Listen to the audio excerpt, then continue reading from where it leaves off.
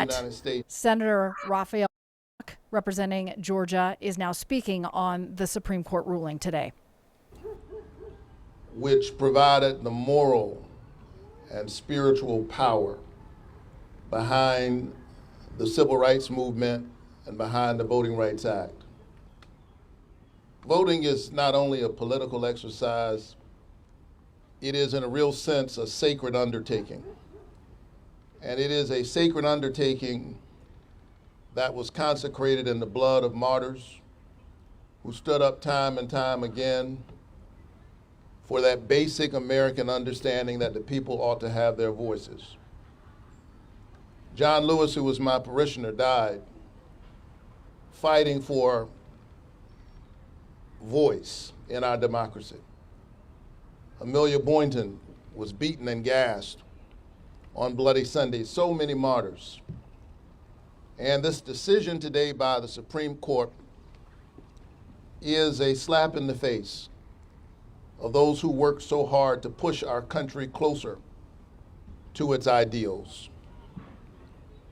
The Voting Rights Act of 1965 is the crown jewel of the civil rights movement. Without it, I quite literally would not be standing here today in front of you as a voice in the United States Senate for the people of Georgia. This Trump Supreme Court just threw out the protections that were earned by the civil rights movement. Those who bled, who fought, and who died so that people might have a voice, so that the people might have a voice in their own house. Make no mistake, this ruling harkens back to the darkest days of the Jim Crow era, when Black Americans were kept out of rooms of power. This is one huge step backwards for racial justice and for the health of our democracy. With this decision, coupled with the continued erosion of the Voting Rights Act by the Supreme Court, the voices of the American people are being further squeezed out of their democracy. And this is coming during an approaching midterm that cannot be lost on us. The same people who have robbed the people of their doctors with these draconian cuts to Medicaid, the same people who have robbed the people of their health care, the same people who are taking the people's money through these tariff taxes that have raised the price on virtually everything are now trying to take their voice so that they cannot hold them accountable. And so the answer to this assault on democracy, quite frankly, is more democracy. It's ordinary people standing up right now, not only committing to voting, but registering other voters, reaching out to their state legislature, pushing hard against the kind of tricks that we are seeing, the kind of partisan gerrymandering that is happening right now at the behest of this president. The path ahead is difficult, but it is not impossible. We've seen tough days before. We've heard from the Supreme Court. I'm waiting to hear from my colleagues in the Congress, quite frankly. Many of them will line up come January, heaping praises on Martin Luther King Jr. Well, let the word go forth that you cannot remember Martin Luther King Jr. while sitting silently as his legacy is being dismembered. Now is the time to speak. We're going to start with Priscilla with Great TV. Hi, with Great Television.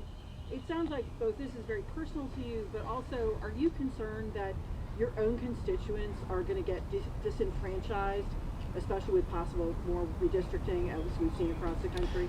Yeah, my constituents are already being disenfranchised. And this is a part of a long assault by the Roberts Trump court to take the voices of ordinary people and squeeze them out of their democracy. It began with Shelby versus Holder. And quite literally, we have seen that the very places where we've witnessed this kind of assault on people's voices during the darkest days of our history is in those very places that immediately after Shelby, we saw states in the South, including my own, look for ways to push a partisan agenda through the kind of barriers that we've seen. And so this is yet another step. This is a huge blow to voting rights. And it is happening at a time when we've already heard the president begin this redistricting war in the middle of the decade. He knows that his legacy is failing, that the people can see it, and rather than trying to change his policy, he's trying to change the rules, and the Supreme Court advanced the Trump agenda today. Associate Press? Hi. Yes. How concerned are you that Georgia lawmakers will actually try to change the voting maps this year? Oh, I've seen it up close. In my own midterm, in my very last election, as we were entering the runoff, they looked at the anatomy of my victory in the previous runoff, and they tried to change the rules. They decided that you couldn't vote the first weekend of the runoff. And state leaders in Georgia said it's just a plain letter of the law. Our hands are tied. So I untied their hands. I sued them. And we won.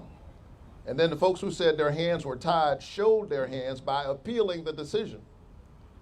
And so it took a victory in court and 2 victories on appeal for Georgia voters to be able to vote the first weekend of the runoff. About 77,000 people, I believe, voted that weekend. I won by about 100,000 votes. This is how voter suppression happens. It's a little bit of erosion around the corners, a little bit here, a little bit there. And in a country that's divided pretty closely 50-50, that's how you get the kind of political outcome that I'm afraid this Supreme Court wants to see. Last question, notice.